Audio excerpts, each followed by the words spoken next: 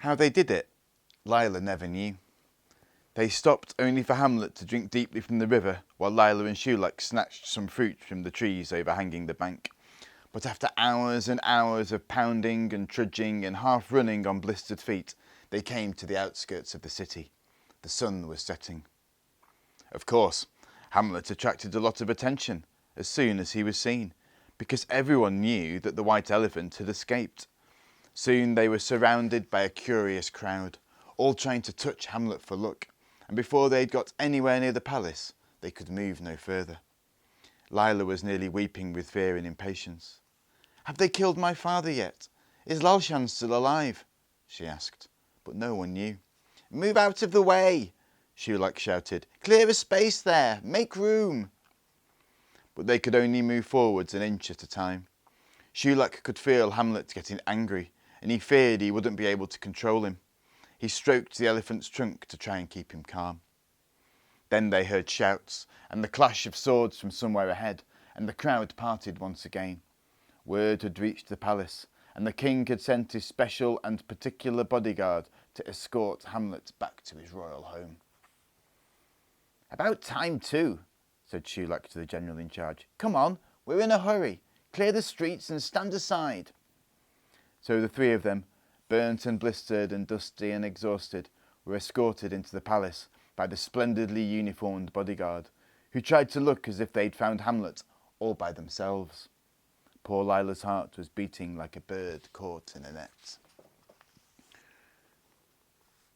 "Prostrate yourselves," said the special and particular general. "Grovel! Faces to the ground, especially yours, boy."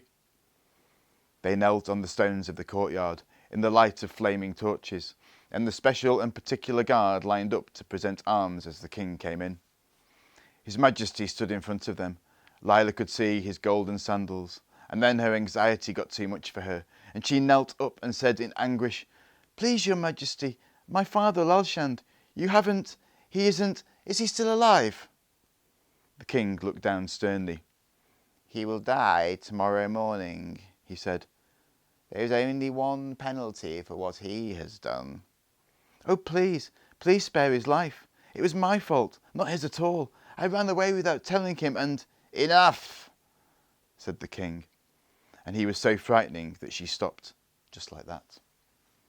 Then he turned to Shulak. "Who are you?" he said.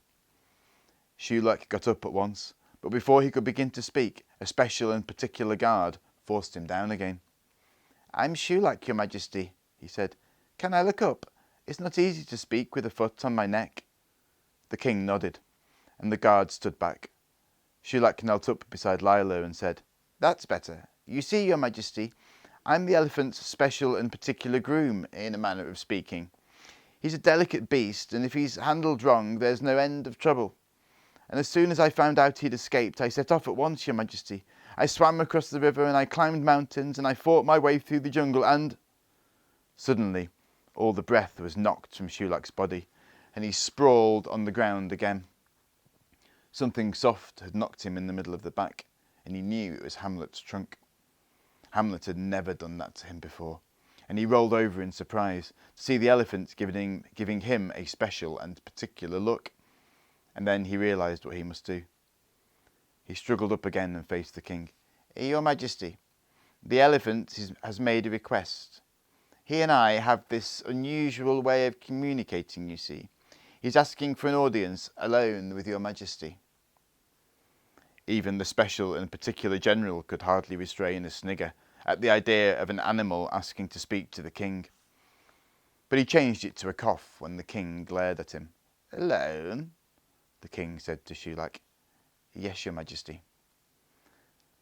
"The white elephant is a rare and wondrous beast," the king said. "For his sake I shall grant his request. And if it turns out you are playing a joke on me, you may be certain that tomorrow morning you will have very little to laugh about. General, take these two outside and leave me alone with the elephant." The guards hauled Lila and Shulak out of the courtyard and into the kitchen compound, where the smell of grilling meat and spices reminded them both that they hadn't eaten for 24 hours. "Don't worry," said Shulak. "Hamlet will explain everything." Is he going to talk to the king then? I thought his talking was a great secret. These are special and particular circumstances. Oh, that rice. Oh, that plum sauce. Oh, the smell of all those spices. And even Lila's fear couldn't prevent her mouth from watering. She was so hungry. And then they waited. Minutes went by, and more minutes. And poor Lila was so stiff and tired, she nearly fell asleep standing up, as worried as she was. But finally there was a stir of movement by the door. "Prisoners!" barked the general. "Fall in and follow me!" 2 lines of guardsmen, all stamping proudly with Shulak and Lila between them, followed the general back into the courtyard. When they had bowed properly, the king said, "Firstly, as for you, Shulak, I am suspending my judgment. I have it on good authority that you have never sought to harm the elephant, but I am not convinced you are the best person to look after him. You are dismissed." Shulak swallowed hard and looked at Hamlet. Then the king turned to Lila and said, "I have considered your case very carefully. It is highly unusual, and this is my decision. I shall spare the life of Lalshand, the firework maker, but only on one condition. Next week, as the whole city knows, we celebrate the festival of the New Year, and I've invited the greatest artists in fireworks from all over the world to contribute to a display. Now, here is my plan. I shall announce a competition for the final night of the festival. A firework display will be put on by each of my invited artists, and Lalshand and Lila will take part as well. The prize of a golden cup will be awarded to the artist whose display receives the longest applause.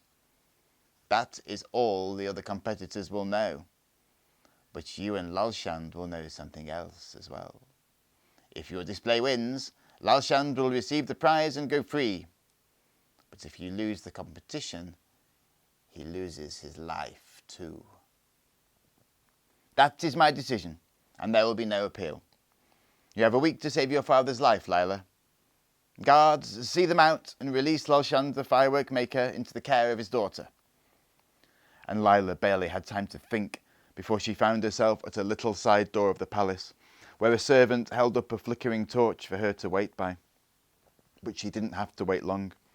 From behind the door came the sound of a chain falling to the ground, and then the door opened, and there was Lalshand. Neither of them could speak, but they hugged each other so tightly that they could barely breathe.